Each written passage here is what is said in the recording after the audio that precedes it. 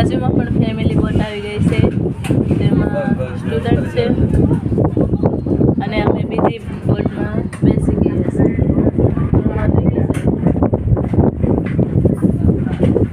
Boat કંઈક આવી રીતના છે. આગળ બરાબર છે.